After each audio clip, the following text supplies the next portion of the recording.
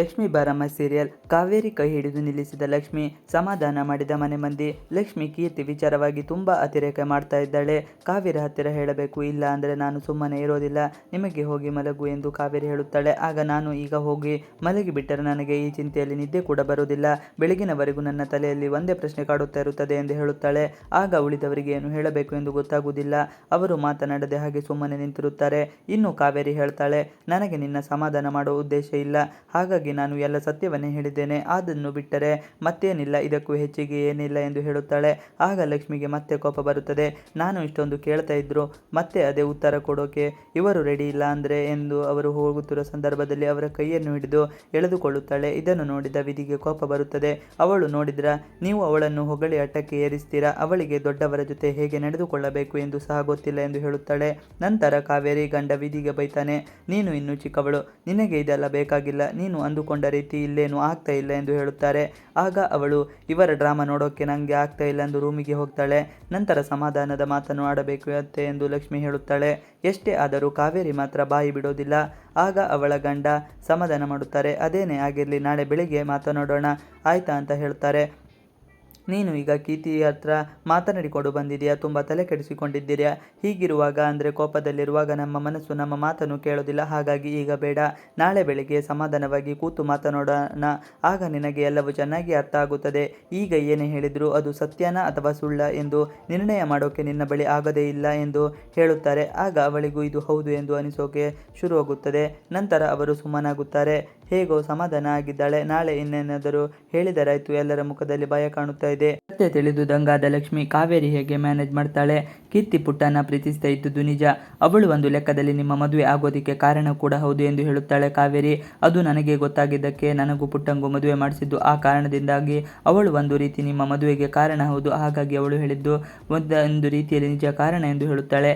ಈ ಮಾತನ್ನು ಕೇಳಿ ಲಕ್ಷ್ಮಿ ಎದೆ ಬಿರಿದಂತಾಗುತ್ತದೆ. ಅವಳು ತುಂಬಾ ಕೂಗಿ ಹೋಗುತ್ತಾಳೆ. ಅಂದ್ರೆ ನೀವು ಇಷ್ಟು ದಿನ ಹೇಳ್ತಾ ಇದ್ರಲ್ಲ ನಿಮ್ಮ ಹಳೆ ಹುಡುಗಿ ಹಳೆ ಪ್ರೀತಿ ಅಂತ, ಅದು ಕೀರ್ತಿ ನಿಮ್ಮ ಹಳೆ ಲವ್ವರ, ಇವರೆಲ್ಲ ಕಾಗೆ ಸುಂದರಿ ಅಂತ ಹೆಸರಿಟ್ಟ ಹುಡುಗಿ ಕೀರ್ತಿನ, ಇದನ್ನು ನೀವು ಇಷ್ಟು ದಿನ ನನ್ನಿಂದ ಮುಚ್ಚಿಟ್ರ ಅಂತ ಲಕ್ಷ್ಮಿ ವೈಷ್ಣವನನ್ನು ಪ್ರಶ್ನೆ ಮೇಲೆ ಪ್ರಶ್ನೆ ಮಾಡುತ್ತಾಳೆ. ಆದರೆ ವೈಷ್ಣವ್ ಮಾತ್ರ ಒಂದು ಮಾತನಾಡೋದಿಲ್ಲ. ಲಕ್ಷ್ಮಿ, ದಮ್ಮಯ್ಯ ಅಂತೀನಿ, ಪುಟ್ಟನಿಯನ್ನು ಕೇಳಬೇಡ, ಇದರಲ್ಲಿ ಅವನೆಂದು ಇಲ್ಲಮ್ಮ, ಅವನಿಗೆ ವಿಷಯನೇ ಗೊತ್ತಿಲ್ಲ, ಅದರ ಬಗ್ಗೆ ನಾನು ಹೇಳ್ತೀನಿ ಅಂತಾಳೆ. ಹೇಳಿ ಅತ್ತೆ, ಕೀರ್ತಿನೇ ಇವರ ಹಳೆ ಪ್ರೀತಿನ ಇವರು ಹೇಳ್ತಾ ಇದ್ದ ಆ ಕಾಗೆ ಸುಂದರಿ ಅಂದರೆ ಕೀರ್ತಿನೇನ ಎಂದು ಕೇಳ್ತಾಳೆ ಲಕ್ಷ್ಮಿ. ಪದೇ ಪದೇ ಅವಳು ಅದನ್ನೇ ಪ್ರಶ್ನೆ ಮಾಡುತ್ತಿರುವುದನ್ನು ನೋಡಿ ಮನೆಯವರಿಗೆಲ್ಲ ತುಂಬ ಬೇಸರ ಆಗುತ್ತದೆ. ಸತ್ಯ ಕೊನೆಗೂ ಗೊತ್ತಾಯ್ತಲ್ಲ ಅಂತ ಎಲ್ಲರಿಗೂ ಹೆದರಿಕೆಯಾಗಿದ್ದಾರೆ. ವೈಷ್ಣವ್ಗೆ ಮಾತೆ ನಿಂತು ಹೋಗಿದೆ. ಆದರೆ ಕಾವೇರಿ ತುಂಬ ಚತುರೆ, ಅವಳು ಏನಾದರೂ ಒಂದು ಸುಳ್ಳು ಹೇಳಿ ಈಗ ಹೇಳಿದ ಸತ್ಯವನ್ನು ಮುಚ್ಚಿ ಹಾಕಬಲ್ಲವಳಾಗಿದ್ದಾಳೆ. ಅದಕ್ಕಾಗಿ ಅವಳು ವೈಷ್ಣವ್ ಹತ್ತಿರ ಏನು ಹೇಳಬೇಡ, ಅವರಿಗೆ ಏನು ಗೊತ್ತಿಲ್ಲ ಎಂದು ಹೇಳಿದ್ದಾರೆ.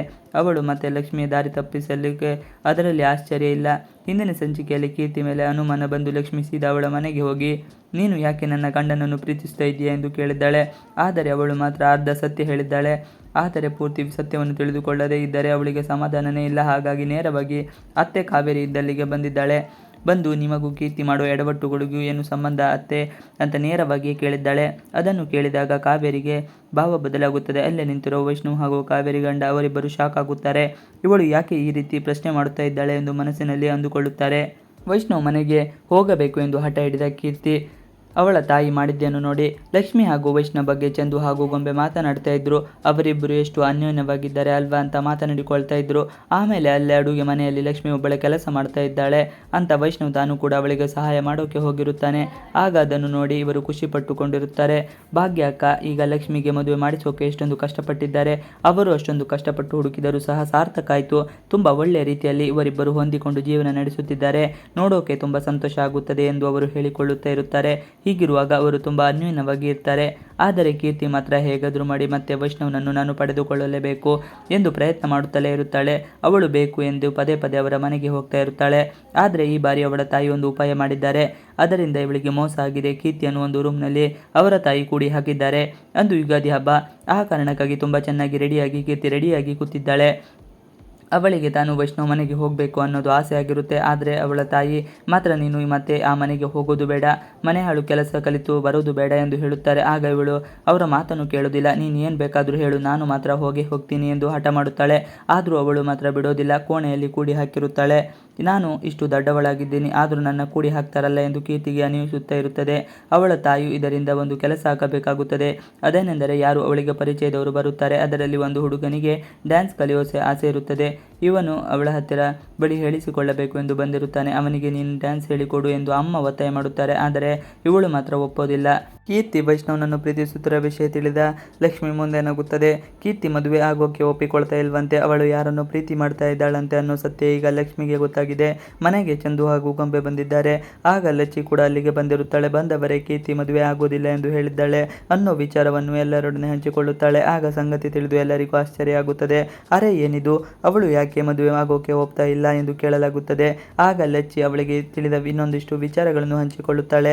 ಈ ವಿಚಾರವಾಗಿ ಅವಳು ಹೇಳಿದ ಒಂದು ಮಾತು ಏನೆಂದರೆ ಅವಳು ಇನ್ನಿವನ್ಯಾರೋ ಪ್ರೀತಿ ಮಾಡ್ತಾ ಇದ್ದಾಳಂತೆ ಎಂಬುದಾಗಿರುತ್ತದೆ. ಇದನ್ನು ಕೇಳಿ ಎಲ್ಲರಿಗೂ ಶಾಕ್ ಆಗುತ್ತದೆ. ಏನು, ಅವಳು ಯಾರನ್ನು ಪ್ರೀತಿ ಮಾಡ್ತಾ ಇರ್ಬೋದು? ಹಾಗಾದರೆ ಅವಳು ಯಾರನ್ನು ಪ್ರೀತಿ ಮಾಡ್ತಾ ಇರ್ಬೋದು ಎಂದು ಕೇಳಿದಾಗ ಲಚ್ಚಿ ಹೇಳುತ್ತಾಳೆ, ಅದ್ಯಾರೋ ಆಲ್ಬಮ್ ಸಾಂಗ್ ಮಾಡಿರೋ ಹುಡುಗ ಅಂತೆ, ಅವನಂದ್ರೆ ಅವಳಿಗೆ ತುಂಬಾ ಇಷ್ಟ ಅಂತೆ, ಅವನನ್ನೇ ಮದುವೆ ಆಗ್ತೀನಿ ಎಂದಿದ್ದಾಳಂತೆ. ಈ ವಿಚಾರವನ್ನು ತಿಳಿದು ಎಲ್ಲರಿಗೂ ಅನುಮಾನ ಆರಂಭವಾಗುತ್ತದೆ. ಸಖಿಯ ಸಖಿ ಅಂತ ಯಾವ್ದಾದ್ರು ಆಲ್ಬಮ್ ಸಾಂಗ್ ಮಾಡಿದಾಳ ಅವಳು ಅಂತ ಕೇಳ್ತಾಳೆ. ಆಗ ಲಕ್ಷ್ಮಿ ಹೇಳ್ತಾಳೆ, ಅಂದ್ರೆ ಕೀರ್ತಿ ನನ್ನ ಗಂಡನ್ನ ಪ್ರೀತಿಸ್ತಾ ಇದ್ದಾಳೆ ಅಂತಾಯ್ತು ಎಂದು. ನಂತರ ಅವನು ಕೀರ್ತಿ ಇರುವ ಕೋಣೆಗೆ ಹೋಗಿ ನೋಡ್ತಾಳೆ. ಅಲ್ಲಿ ಒಂದು ಡೈರಿಯಲ್ಲಿ ತನ್ನ ಪ್ರೀತಿ ವಿಚಾರವನ್ನು ಕೀರ್ತಿ ಬರೆದಿರುವುದು ಅವಳಿಗೆ ಕಾಣಿಸುತ್ತದೆ. ಆಗ ಲಕ್ಷ್ಮಿ ಅವಳಿಗೆ ಶಾಕ್ ಆಗುತ್ತದೆ. ಇಷ್ಟು ದಿನ ಇವಳು ಯಾಕೆ ನಮ್ಮ ಮನೆಗೆ ಬರ್ತಾ ಇದ್ಲು ಅಂತ ಅವಳಿಗೆ ಗೊತ್ತಾಗುತ್ತದೆ. ಅಷ್ಟೇ ಬೇಸರವೂ ಆಗುತ್ತದೆ. ಮುಂದೇನು ಮಾಡ್ತಾಳೆ ಅನ್ನೋದು ಕಾದು ನೋಡಬೇಕು. ಲಕ್ಷ್ಮಿ ಹಾಗೂ ವೈಷ್ಣವ್ ಬಗ್ಗೆ ಚಂದು ಹಾಗೂ ಗೊಂಬೆ ಮಾತನಾಡ್ತಾ ಇದ್ರು. ಅವರಿಬ್ಬರು ಎಷ್ಟು ಅನ್ಯೋನ್ಯವಾಗಿದ್ದಾರೆ ಅಲ್ವಾ ಅವಂತ ಮಾತನಾಡಿಕೊಳ್ತಾ ಇದ್ರು. ಆಮೇಲೆ ಅಲ್ಲಿ ಅಡುಗೆ ಮನೆಗೆ ಲಕ್ಷ್ಮಿ ಒಬ್ಬಳೆ ಕೆಲಸ ಮಾಡ್ತಾ ಇರ್ತಾಳೆ. ಆಗ ವೈಷ್ಣವ್ ತಾನು ಕೂಡ ಅವಳಿಗೆ ಸಹಾಯ ಮಾಡೋಕೆ ಹೋಗಿರುತ್ತಾನೆ. ಆಗ ಅದನ್ನು ನೋಡಿ ಇಬ್ಬರು ಖುಷಿ ಪಟ್ಟುಕೊಂಡಿರುತ್ತಾರೆ. ಭಾಗ್ಯ ಅಕ್ಕ ಈ ಲಕ್ಷ್ಮಿಗೆ ಮದುವೆ ಮಾಡಿಸೋಕೆ ಎಷ್ಟೊಂದು ಕಷ್ಟಪಟ್ಟಿದ್ದಾರೆ. ಅವರು ಅಷ್ಟೊಂದು ಕಷ್ಟಪಟ್ಟು ಹುಡುಕಿದರೂ ಸಹ ಸಾರ್ಥಕ ಆಯಿತು. ತುಂಬ ಒಳ್ಳೆಯ ರೀತಿಯಲ್ಲಿ ಇಬ್ಬರಿಗೂ ಹೊಂದಿಕೊಂಡು ಜೀವನ ನಡೆಸುತ್ತಿದ್ದಾರೆ. ನೋಡೋಕೆ ತುಂಬ ಸಂತೋಷ ಆಗುತ್ತದೆ ಎಂದು ಅವರು ಹೇಳಿಕೊಳ್ಳುತ್ತಾ ಇದ್ದಾರೆ. ಹೀಗಿರುವಾಗ ಅವರು ತುಂಬ ಅನ್ಯೋನ್ಯವಾಗಿರ್ತಾರೆ.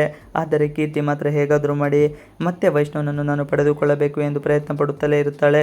ಅವಳು ಬೇಕು ಬೇಕು ಎಂದು ಪದೇ ಪದೇ ಅವರ ಮನೆಗೆ ಹೋಗುತ್ತಾ ಇರುತ್ತಾಳೆ. ಆದರೆ ಈ ಬಾರಿ ಅವಳ ತಾಯಿ ಒಂದು ಉಪಾಯ ಮಾಡಿದ್ದಾರೆ. ಆದ್ದರಿಂದ ಇವಳಿಗೆ ಮೋಸ ಆಗಿದೆ. ಕೀರ್ತಿಯನ್ನು ಒಂದು ರೂಮ್ನಲ್ಲಿ ಅವರ ತಾಯಿ ಕೂಡಿ ಹಾಕಿದ್ದಾರೆ. ಲಕ್ಷ್ಮಿ ಬಾರಮ್ಮ ಸೀರಿಯಲ್. ಕಾವೇರಿ ಕೈ ಹಿಡಿದು ನಿಲ್ಲಿಸಿದ ಲಕ್ಷ್ಮಿ ಸಮಾಧಾನ ಮಾಡಿದ ಮನೆ ಮಂದಿ. ಲಕ್ಷ್ಮಿ ಕೀರ್ತಿ ವಿಚಾರವಾಗಿ ತುಂಬಾ ಅತಿರೇಕ ಮಾಡ್ತಾ ಇದ್ದಾಳೆ. ಕಾವೇರಿ ಹತ್ತಿರ ಹೇಳಬೇಕು, ಇಲ್ಲ ಅಂದರೆ ನಾನು ಸುಮ್ಮನೆ ಇರೋದಿಲ್ಲ, ನಿಮಗೆ ಹೋಗಿ ಮಲಗು ಎಂದು ಕಾವೇರಿ ಹೇಳುತ್ತಾಳೆ. ಆಗ ನಾನು ಈಗ ಹೋಗಿ ಮಲಗಿಬಿಟ್ಟರೆ ನನಗೆ ಈ ಚಿಂತೆಯಲ್ಲಿ ನಿದ್ದೆ ಕೂಡ ಬರುವುದಿಲ್ಲ, ಬೆಳಗಿನವರೆಗೂ ನನ್ನ ತಲೆಯಲ್ಲಿ ಒಂದೇ ಪ್ರಶ್ನೆ ಕಾಡುತ್ತಾ ಇರುತ್ತದೆ ಎಂದು ಹೇಳುತ್ತಾಳೆ. ಆಗ ಉಳಿದವರಿಗೆ ಏನು ಹೇಳಬೇಕು ಎಂದು ಗೊತ್ತಾಗುವುದಿಲ್ಲ. ಅವರು ಮಾತನಾಡದೆ ಹಾಗೆ ಸುಮ್ಮನೆ ನಿಂತಿರುತ್ತಾರೆ. ಇನ್ನು ಕಾವೇರಿ ಹೇಳ್ತಾಳೆ, ನನಗೆ ನಿನ್ನ ಸಮಾಧಾನ ಮಾಡುವ ಉದ್ದೇಶ ಇಲ್ಲ, ಹಾಗಾಗಿ ನಾನು ಎಲ್ಲ ಸತ್ಯವನ್ನೇ ಹೇಳಿದ್ದೇನೆ, ಅದನ್ನು ಬಿಟ್ಟರೆ ಮತ್ತೇನಿಲ್ಲ, ಇದಕ್ಕೂ ಹೆಚ್ಚಿಗೆ ಏನಿಲ್ಲ ಎಂದು ಹೇಳುತ್ತಾಳೆ. ಆಗ ಲಕ್ಷ್ಮಿಗೆ ಮತ್ತೆ ಕೋಪ ಬರುತ್ತದೆ. ನಾನು ಇಷ್ಟೊಂದು ಕೇಳ್ತಾ ಇದ್ರು ಮತ್ತೆ ಅದೇ ಉತ್ತರ ಕೊಡೋಕೆ ಇವರು ರೆಡಿ ಇಲ್ಲ ಅಂದ್ರೆ ಎಂದು ಅವರು ಹೋಗುತ್ತಿರುವ ಸಂದರ್ಭದಲ್ಲಿ ಅವರ ಕೈಯನ್ನು ಹಿಡಿದು ಎಳೆದುಕೊಳ್ಳುತ್ತಾಳೆ. ಇದನ್ನು ನೋಡಿದ ವಿಧಿಗೆ ಕೋಪ ಬರುತ್ತದೆ. ಅವಳು ನೋಡಿದ್ರ ನೀವು ಅವಳನ್ನು ಹೊಗಳಿ ಅಟ್ಟಕ್ಕೆ ಏರಿಸ್ತೀರಾ, ಅವಳಿಗೆ ದೊಡ್ಡವರ ಜೊತೆ ಹೇಗೆ ನಡೆದುಕೊಳ್ಳಬೇಕು ಎಂದು ಸಹ ಗೊತ್ತಿಲ್ಲ ಎಂದು ಹೇಳುತ್ತಾಳೆ. ನಂತರ ಕಾವೇರಿ ಗಂಡ ವಿಧಿಗೆ ಬೈತಾನೆ, ನೀನು ಇನ್ನೂ ಚಿಕ್ಕವಳು, ನಿನಗೆ ಇದೆಲ್ಲ ಬೇಕಾಗಿಲ್ಲ, ನೀನು ಅಂದುಕೊಂಡ ರೀತಿ ಇಲ್ಲೇನು ಆಗ್ತಾ ಇಲ್ಲ ಎಂದು ಹೇಳುತ್ತಾರೆ. ಆಗ ಅವಳು ಇವರ ಡ್ರಾಮಾ ನೋಡೋಕೆ ನಂಗೆ ಆಗ್ತಾ ಇಲ್ಲ ಎಂದು ರೂಮಿಗೆ ಹೋಗ್ತಾಳೆ. ನಂತರ ಸಮಾಧಾನದ ಮಾತನ್ನು ಆಡಬೇಕು ಅತ್ತೆ ಎಂದು ಲಕ್ಷ್ಮಿ ಹೇಳುತ್ತಾಳೆ. ಎಷ್ಟೇ ಆದರೂ ಕಾವೇರಿ ಮಾತ್ರ ಬಾಯಿ ಬಿಡೋದಿಲ್ಲ. ಆಗ ಅವಳ ಗಂಡ ಸಮಾಧಾನ ಮಾಡುತ್ತಾರೆ. ಅದೇನೇ ಆಗಿರಲಿ, ನಾಳೆ ಬೆಳಿಗ್ಗೆ ಮಾತನಾಡೋಣ ಆಯ್ತಾ ಅಂತ ಹೇಳ್ತಾರೆ. ನೀನು ಈಗ ಕೀರ್ತಿ ಹತ್ರ ಮಾತನಾಡಿಕೊಂಡು ಬಂದಿದೆಯಾ, ತುಂಬ ತಲೆ ಕೆಡಿಸಿಕೊಂಡಿದ್ದೀರಾ. ಹೀಗಿರುವಾಗ ಅಂದರೆ ಕೋಪದಲ್ಲಿರುವಾಗ ನಮ್ಮ ಮನಸ್ಸು ನಮ್ಮ ಮಾತನ್ನು ಕೇಳೋದಿಲ್ಲ. ಹಾಗಾಗಿ ಈಗ ಬೇಡ, ನಾಳೆ ಬೆಳಿಗ್ಗೆ ಸಮಾಧಾನವಾಗಿ ಕೂತು ಮಾತನಾಡೋಣ, ಆಗ ನಿನಗೆ ಎಲ್ಲವೂ ಚೆನ್ನಾಗಿ ಅರ್ಥ ಆಗುತ್ತದೆ. ಈಗ ಏನೇ ಹೇಳಿದ್ರು ಅದು ಸತ್ಯನ ಅಥವಾ ಸುಳ್ಳ ಎಂದು ನಿರ್ಣಯ ಮಾಡೋಕೆ ನಿನ್ನ ಬಳಿ ಆಗೋದೇ ಇಲ್ಲ ಎಂದು ಹೇಳುತ್ತಾರೆ. ಆಗ ಅವಳಿಗೂ ಇದು ಹೌದು ಎಂದು ಅನಿಸೋಕೆ ಶುರುವಾಗುತ್ತದೆ. ನಂತರ ಅವರು ಸುಮ್ಮನಾಗುತ್ತಾರೆ. ಹೇಗೋ ಸಮಾಧಾನ ಆಗಿದ್ದಾಳೆ. ನಾಳೆ ಇನ್ನೇನಾದರೂ ಹೇಳಿದರಾಯ್ತು. ಎಲ್ಲರ ಮುಖದಲ್ಲಿ ಭಯ ಕಾಣುತ್ತಾ ಇದೆ. ಲಕ್ಷ್ಮಿ ಬಾರಮ್ಮ ಕಲರ್ಸ್ ಕನ್ನಡ ವಾಹಿನಿಯಲ್ಲಿ ಪ್ರಸಾರವಾಗುತ್ತಿರುವ ಧಾರಾವಾಹಿಯಾಗಿದ್ದು ಹಲವಾರು ಜನರ ಮೆಚ್ಚುಗೆ ಗಳಿಸಿದೆ. ಪ್ರತಿದಿನ ಸಾಯಂಕಾಲ ಈ ಧಾರಾವಾಹಿ ಪ್ರಸಾರವಾಗುತ್ತದೆ. ಲಕ್ಷ್ಮಿ ಹಾಗೂ ವೈಷ್ಣವ್ ಗಂಡ ಹೆಂಡತಿಯಾಗಿದ್ದು ಅವರ ಜೀವನದ ತಿರುವುಗಳು ಇದರಲ್ಲಿ ಪ್ರಸ್ತುತಪಡಿಸಲಾಗುತ್ತಿದೆ. ಭಾಗ್ಯಲಕ್ಷ್ಮಿ ಧಾರಾವಾಹಿಯು ಇದರೊಟ್ಟಿಗೆ ಆರಂಭವಾಗಿದೆ. ಇವಿಷ್ಟು ಇವತ್ತಿನ ವಿಡಿಯೋ. ಈ ವಿಡಿಯೋ ನಿಮಗೆ ಇಷ್ಟ ಆದರೆ please like, share and subscribe ಮಾಡಿ. ನೀವಿನ್ನು ನಮ್ಮ ಯೂಟ್ಯೂಬ್ ಚಾನಲ್ಗೆ ಸಬ್ಸ್ಕ್ರೈಬ್ ಆಗಿಲ್ಲ ಅಂದರೆ ಬೇಗ ಸಬ್ಸ್ಕ್ರೈಬ್ ಮಾಡಿಕೊಳ್ಳಿ. ನಾವು ಹಾಕುವಂಥ ಎಲ್ಲ ವಿಡಿಯೋಗಳು ನೋಟಿಫಿಕೇಶನ್ ಮುಖಾಂತರ ದೊರೆಯುತ್ತದೆ. Thanks for watching video. Please like, share and subscribe our channel for more videos.